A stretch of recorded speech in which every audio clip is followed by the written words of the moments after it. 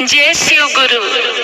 सबसे पहले शिव गुरु के प्रणाम बा, मैया पार्वती के प्रणाम बा, सभी देवी देवता के प्रणाम बा। आप सब जितना गुरु बहिना गुरु भाई यूट्यूब के माध्यम से हमरा के सुने नी, आप सबके भी हमार प्रणाम बा। आज कथा सुनल जाई दीदी एगो हत्यारिन सास के। शुरू से लेके अंत तक सुन में दीदी बड़ा दुखदाई बड़ा मार्मिक के कथा बा, एगो बहू और एगो सास के। चली त कथा की ओर बढ़ल जाओ। देखी दीदी, एगो गांव में एगो औरत रहतरी, बेटा एक जने रहतरे उनके, और बेटा सियान हो गईल रहतरे। सियान भइला पे सभी लोग शादी बियाह बेटा के करेला। ठीक असही ओहो एगो घर के लड़की देखतरी और पसंद करके शादी बियाह की बात करतरी। दीदी गरीब परिवार की लड़की रहतरी। देखिए वो लड़की जे रली बड़ा सुंदर रली, मन ऐसे लोग के मुहा गईल। और लड़का के जे मतारी रहली बुढ़िया दाई सोचली कि बेटा के बियाह करम, इकलौती बेटी बिया, बहुत सारा दान दहेज मिली। कहलवा दीदी की देखी जेकरा 5-6 गो कई गो बेटी बा, ओकरा धन दौलत बा, तो बेटी के लेहे देहे में कोनो कमी ना करेला। लेकिन जेकरा हैले नइखे उ एगो बेटी के भी ना दे पावेला, लेकिन जितना हो पावेला अपना से उत देवे करेला। दान दहेज टकराई ले दीदी। सास कहली कि बेटा के बियाह करम तब 5 लाख रुपया ले हम, गाड़ी ले हम, औंठी सिकड़ी सर सामान बर्तन की सब ले हम। लड़की के पिताजी जे रहन देखलन के घर बार बढ़िया बाटे, कहे न लड़की के बियाह कर दी, कुछ ज्यादा मेहनत करब, लेकिन लड़की नीमन घर में जाई। और सब बाप मतारी इहे सोचेला दीदी कि हमार घर से 20 घर बेटी के मिले कि बेटी जौना घर में जाई वहाँ सुखी से रही। भले अपने कोनो दुख दशा सहलेला, लेकिन हर बाप मतारी ये सोचेला कि हमार बेटी ससुराल में जाके खुश रही। ऐसा ही वो लड़की के मतारी बाप सोचता कि कोनो बात ना, हमने के तनका कर्ज लेके तनी ज्यादा मेहनत करके शादी बियाह बेटी के कर दियाई।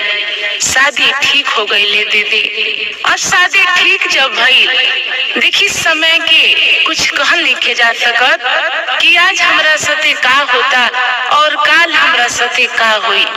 शादी के दिन रखाइल और लंबा चौड़ा दिन रखाइल कि 6 महीना के बाद शादी हुई। 1 महीना बीतले दीदी, कुछ पैसा लड़की के घर से लड़का के घरे चल गई, और जवन सर सगाई हो खेला उ सब पूरा हो गई। 2-3 महीना जब बीतल, लड़की के पिता के अचानक तबीयत खराब हो गई। अब वो दान दहेज देवे लायक ना रहले, कमाए धमाए वाला वो ना रहले। तबीयत खराब होते होते ज्यादा तबीयत खराब हो गई। लड़की के शादी अवसर पर आ गई रहे। हर टाइम ससुराल के लोग के फोन आवे कि दान दहेज ना मिलल, लेकिन सब लोग यही सोचे कि उधार पैसा करल जाई और बेटी के बियाह कर दिया जाई, बाद में कमा धामा के सदा दियाई। देखी कहल भाई दीदी कि लोग गरीब के उधारो ना देला। ओकरा में लड़की के पिता के तबीयत खराब बा कि हाथ पैर चलत नहीं खे, अरे कहाँ से कमा के दिहे। अब धीरे धीरे शादी नियर आ गई। बाप की टेंशन रहे, वो लड़की के मतारी के टेंशन रहे। कुछ इन्हें उन्हें करके मतारी के गहना गुड़िया बेच के कुछ दान दहेज दिया गई। लड़का के बाप मतारी से निहोरा कैलो कि हमरा बेटी के बियाह हो जाए थी, पति जे बानी ठीक हो जाए तब बाकी के राउर पैसा सब चुका देहल जाई। लड़का वाला लोग सोचलक कि शादी अगर हमनी तूर दिहल जाई तो सर समाज में हसारत हुई कि पता ना काहे बियाह टूट गई। अब ये लोग सोचल कि काहे ना हमनी के बियाह कर लिया और ठीक होइए, जहिया ठीक होइए त कमा के त देही के बा। अब देखी वो लड़की के शादी वो लड़का से हो गई, लड़की ससुराल गईली और हमरा बुझाला कि जौन लड़की दान दहेज लेके आवेली वो लड़की के घर में ज्यादा मान जान होखेला, बहुत ऐसन घर बा। और जौन लड़की के कम मिल रहेला वो लड़की के तनी कम आदर भाव होखेला। सब घर में नहीं थे, लेकिन बहुत ऐसन घर आज भी बाटे कि ऐसन दोहरा व्यवहार कई जाला। लड़की जब ससुराल गईली तो सोच मुहा कोई बात ना करे। 2-3 महीना जैसे तैसे घर चलल। उन्हें लड़की के बाबूजी की तबीयत ज्यादा खराब हो गई और बाबूजी के इनका देहांत हो गई, बाबूजी मर गईले। लड़की सुनली तो ऐसा लागल कि हमार दुनिया ही उजड़ गई। देखिए बड़ा निहोरा कैली है दीदी कि हमार बाबूजी मर गईनी, हमरा के हमरा घरे पहुंचा देती तो बड़ा बढ़िया रही कि आखिरी समय हम अपना बाबूजी से मिल लेते। सास कहली कि अरे ऐसा होने के सकत, वो बुढ़ऊ बीमार रहले, मर गईले, दान दहेज के पैसा कुछ ना मिलल। जब तक पैसा ना मिली तब तक ई घर से तहरा अपना घरे नइखे जाए के। बड़ा निहोरा कैली, बड़ा रोली, बड़ा चिरौरी कैली, लेकिन सास एक न सुनली, ना जाए दिहली। उन्हें देखी उनका बाबूजी के दाह संस्कार लोग कर दिहलक, जाए ना दिहली, काम क्रिया बीत गई। ये दीदी जाए ना दिहली। धीरे धीरे अब समय बीते लागल। ए लड़की के अब सास दुख देवे लगली कि अरे अब तक कमाए वाला कर बाप जे रहले उमर गईले, एगो भाई बा, अब भाई भौजाई के कर भइल बा, उ कमा के दी ना दी ये तो पता नहीं खे। लगली अब लड़की के सतावे। कबो कबो फोन लड़की के मायका से आवे, लड़की के मातारी फोन करस किए समझी।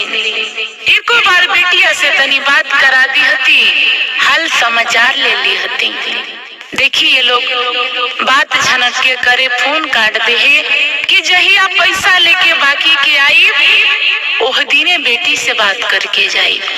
बात भी ना करे दे लोग और बेटी के बड़ा दुख देहे लागल लोग। सास के भी सोचे के चाहिए दीदी कि कितनो पैसा दान दहेज में मिले, कितनो कमालेस रखलेस, लेकिन जहिया मरिए वो भी 1 रुपया जाए वाला नहीं खे। यही से कहल बा कि जिया तानी शरीर बा तो कुछ अच्छा काम करी, नेक काम करी कि मर गईला के बाद भी दुनिया के लोग तारीफ करे, इना के मर गईनी तो 4 गो गाली देवे। ऐसा ना करे के चाहिए। एक बार फोन आयल, 2 बार आयल, कई बार फोन आयल, कबो बहन के फोन आवे, कबो भाई के फोन आवे, कबो माई के फोन आवे, एक बार भी बात ना करे दिहली। समय 2 साल बीत गए। एक दिन भाई अइले, सास बाहर बैठा रहली, कहले कि अम्मा जी बात करे के रहे, तनी दीदिया से मिले के रहे, कुछ बात बाटे। कहली कि अरे जैसे तू आइल बड़ा उल्टे पैर चल जा अपना घरे, कौनो दीदी से बात करे ना दे। जहिया बाकी के पैसा लेके आइयो दीदी से बात कर ली। भाई रोते रोते घरे चल गए। अब लड़की जे रहली घर में रहली, समझ ना आवे कि हम का करी। आज के जमाना है फोन मोबाइल भी लड़की के पास में ना रहे कि हम बात चुराइयो लुकाइयो के करी।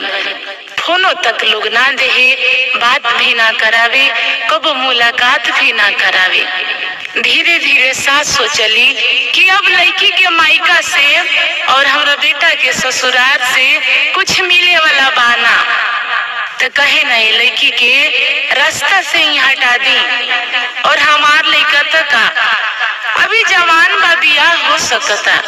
अब ननद रहली, सास रहली, ससुर रहले, ओकरा में पति भी रहले।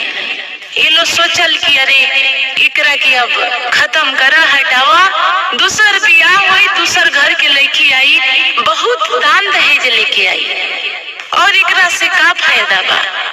दीदी 10 दिनों लड़की से तनी राय विचार से रहे लगल लो। लड़की के बात समझ आइल ना कि आखिर जब से हम शादी करके आइल बानी, ये घर में हमरा कबो लोग प्यार से बोलले नहीं थे। आज का है बात, कितना प्यार से बोलता। फिर मन में सोचली कि कहीं हमार बाबूजी मर गईले तो हो सके घर के विचार बदल गईल हुई, अब सब लोग ठीक हो जाए। एक दिन यहाँ सास का कहली कि दूध में दवाई डाल के वो लड़की के पिला दिहली। पियाला के बाद में जब सुतली है दीदी, वो सुतले रह गईली। ये लोग चारों ओर से झकझोर के हिला के डुला के देख लियाल कि कहीं ये जागल तो नहीं खे। लड़की बेहोश रहली। ये लोग का कहलक है दीदी, वो लड़की के मार दिहलस, लड़की के मार दिहलस और घर में रख ले बा। दिमाग में चलावता कि अब ये लड़की के हमने करल का जाओ। अब दूसरा दिन सास प्रोग्राम बनैली बेटा और पति के साथे कि घर के पीछे एगो गड्ढा हमनी के खोलल जाओ और वही गड्ढा में एकरा के ढक देवल जाओ। देखी दीदी, गड्ढा खोनात रहे तो 2-4-5 आदमी के नजर पहुंचल। वहाँ 1-2 आदमी पूछ भी देला कि काहे ला गड्ढा खोनाइल बा। कहली ये सास कि अरे जौन पानी अंगना के आवता ये दीवाल में घुसल जाता, और पता ना घर के अंदर कैसे कैसे ये दीवाल खराब करता। यही से हमनी के एकरा के खोद दिले बानी सन कि एने पानी जमा हो जाओ, आ बाद में एने से फिर भर दिया। समझा दियली सास। अब दूसरी जवन रात होकता, सब लोग मिल के ओ लड़की के ले जाके ओकरा में तोप दिहलक। अब देखिए दीदी, तोप दिहलक। मतारी बाड़ी अपना घरे बाड़ी लड़की के, लेकिन एगो कहल जाला आहट मिल गई। ओतरे वो मतारी के भूख प्यास वो दिन और रात ना लागल, और हर बार वो लड़की याद आवे कि हमार बेटी कोना हाल में बिया, कैसन बिया, दुख सुख तनाबा, आज काहे हमार बेटी इतना याद आवत दिया। ये लोग का कहलक, ढक के बराबर कर दिहलक।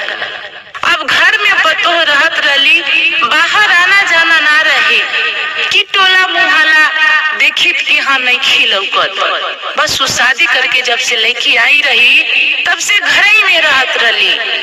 तो लोग के का पता कि वो घर में बाड़ी कहाँ बाड़ी। गड्ढा भरा गई दीदी, वो लड़की के मतारी रहली।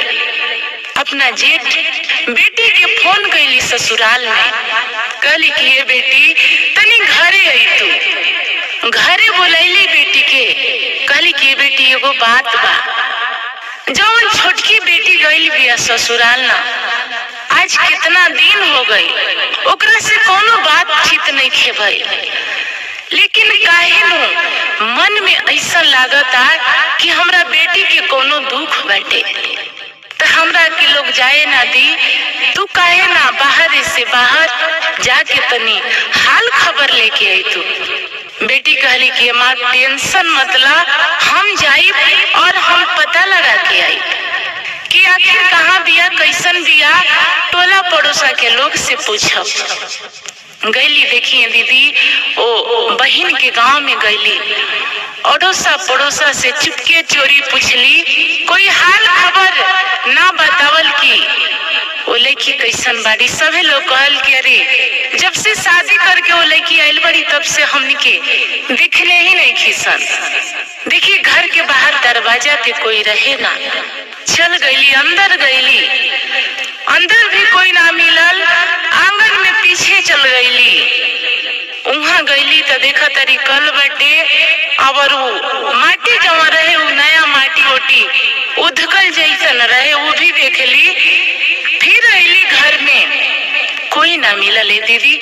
छत पर गईली तो सास और ननद दोनों आदमी आराम से सूत के बात करत रहे।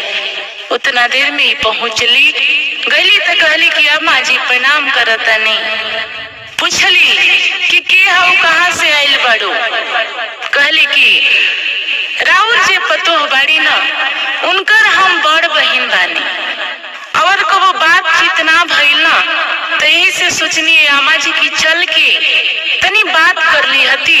यही रास्ता हम जात रहनिया, तब तक याद आई कि बहनिया से मिल लेती। देखिए दीदी, सास घबरा गई। आराम से बैठ के कहली कि बेटा पानी ले आवो। ननद पानी लेके आईली, नाश्ता ले आवो, नाश्ता भी करैली। और कहली वो बहन से कि बेटा कहे के ना चाही, लाज शर्म के बात बा, कैसे कही कैसे ना कही बुझात नहीं थे। पतोह के जौन जेठवाई रहली, कहली कि अम्मा जी बात ऐसे घुमाई मत, सीधा सीधा हमरा के समझाई कि का बात बा। सास लगली मगरमच्छ के आंसू बहावे। कहली कि बेटा वो लड़की बियाह करके अली हमरा घरे कोनो चीज के दुख ना रहे, दान दहेज बाकी रहे, वो बात के बात है। कुछ दिन रहली और कुछ दिन रह के एक दिन घर से ही फरार हो गईली। घर से भाग गईली, कितना सते भाग गईली ये हमरा पता नहीं खे कि हमनी के लाज के मारे केकरो से ना बतैनी सन। वो बहन जे रहली उनका आंख में ढबर ढबर लोर हो गई। वो जानत रहली कि हमार बहन ऐसन घटिया नेचर के, घटिया स्वभाव के ना रहे। बहन के मन में कतही विश्वास ना रहे कि हमार बहन भाग गई हुई। सुनत गईली सास के बात। सास कहली देखा बियाह करके अली कुछ कमी बेसी हमरा घर में ना रहे, ठीक से रहस ना, कुछ दिन बढ़िया रहली, बाद में पता न चले जे काहे ऐसे करे लगली। घर से निकल गईली और आज हमनी घुट घुट के अंदर जियता निसन।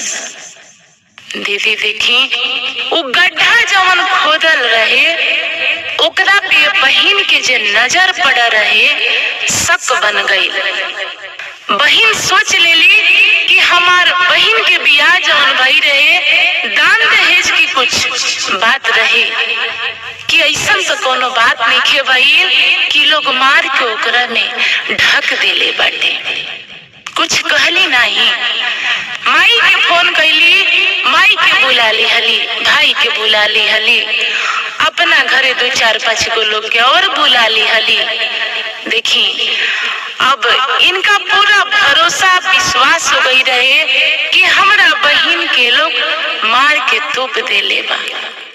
साथे साथे पुलिस के भी फोन कर दी हली कि गड्ढा ये लोग खोदे ना दियाना कानी करी और हमनी के मार पीट के लोग भगा दे।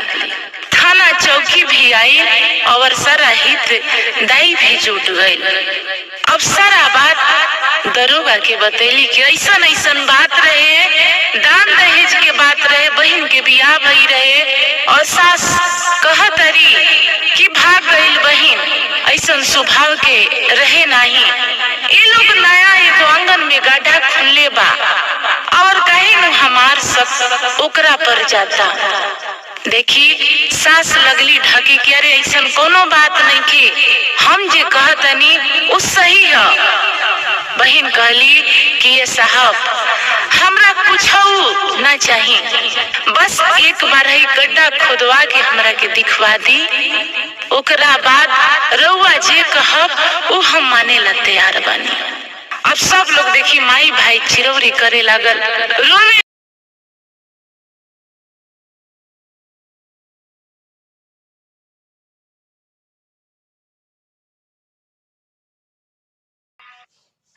गड्ढा खोनाए लगले दीदी।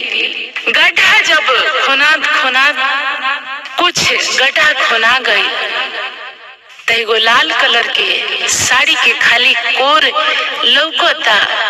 अब पूरा गड्ढा जब खोनाई तो वही में वो लड़की दिखाई देता रही है दीदी।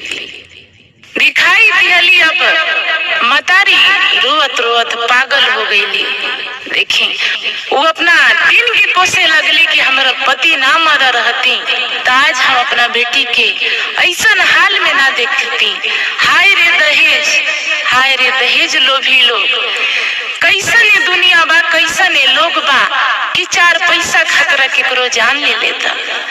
लगली रोवे मातारी। वो देखी लाश निकलाई लोकरा में से। और सास के, ननद के, पति के, ससुर के, एकरा बाद जौन पुलिसिया कार्रवाई होला वो आप सब भी जानता नहीं। अब सबके घर भर के लोग लेके पुलिस वाला लोग चल गए। ये लोग छाती पीट के रोता। बाद में लड़की के लाश मिलल और वो पहला ऐसा लड़की रहली कि ससुराल में ना दाह संस्कार करके उस लड़की के मायका में ले जाके दाह संस्कार कइल गई। कहल भाई दीदी देखी इतना भी लोभ ना करे के चाहिए पैसा के। अरे भगवान जेकरा के देले छप्पर फाड़ के देले, जेकरा के ना देले ओकरा के नैखन देले। लेकिन एकरो के कोई लूट के अमीर ना होखेला। दान दहेज लेके कितना दिन चलेला। अरे केकरो के रुआ के जब आदमी पैसा लेला ना, दिल दुखा के पैसा लेला ना, तो हमरा बुझला ना कि सुई दवा बीमारी में पैसा लाग जाला। तो ये कहल बा कि इंसान भगवान बना के बड़ा खूबसूरत चीज बना के भेजले इंसान धरती पे। तो कुछ मोह माया, कुछ नेकी करे के चाहिए। केकरो बुरा मत सोची, केकरो बुरा मत करी। दहेज के लोभी एगो बेटी के जान ले लेलक। और आज भी ये चीज चलत आ रहल बा, बहुत देर से चलत आ रहल बा कि पैसा के चलते बेटी मार देहल गईल, गाड़ी के चलते बेटी मार देहल गईल। अरे मत मारी बेटी, कवना जन्म में भर पाया कर। मेहनत करी, कमाई धमाई, जितना मिलल बा उतना में खुश रही, आनंद से रही। ए दीदी ये कथा एगो सच्चाई पे आधारित रहला। आप सबके पसंद आइल हुई तो कमेंट बॉक्स में अपन राय रखें। धन्यवाद।